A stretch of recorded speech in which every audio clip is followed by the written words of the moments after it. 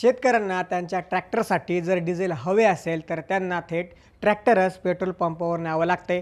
कॅनमध्ये किंवा ड्रममध्ये डिझेल देण्यास पेट्रोल पंप चालक नकार देत आहेत। पण आता हा निर्णय प्रशासनानं मागे घेतलाय। आता शेतकऱ्यांना डिझेलसाठी थेट ट्रॅक्टर नेण्याची गरज नाही। कॅनमध्ये किंवा ड्रममध्ये तुम्हाला डिझेल मिळणार आहे, पण यासाठी तुम्हाला काही आवश्यक कागदपत्रे द्यावी लागणार आहेत। नक्की कोणती आहेत ती कागदपत्रे सांगतो, पण त्याआधी थोडक्यातलं नक्की फॉलो करा। खरीप हंगाम सुरू होत असताना प्रशासनानं कॅनमध्ये डिझेल देण्यावर अचानक बंदी घातल्यामुळे शेतकऱ्यांचे मोठे हाल होत होते। लांबच्या पंपावर ट्रॅक्टर नेण्यात वेळ आणि खर्च वाया जात होता, तर ट्रॅक्टर नसलेल्यांची कामे ठप्प झाली होती। शेतकऱ्यांचा हाच वाढता रोष पाहून प्रशासनानं अवघ्या 2 दिवसात माघार घेत कॅन बंदीचा निर्णय रद्द केला आहे। परंतु डिझेलचा गैरवापर आणि काळा बाजार रोखण्यासाठी प्रशासनानं काही कडक अटी घातल्या आहेत।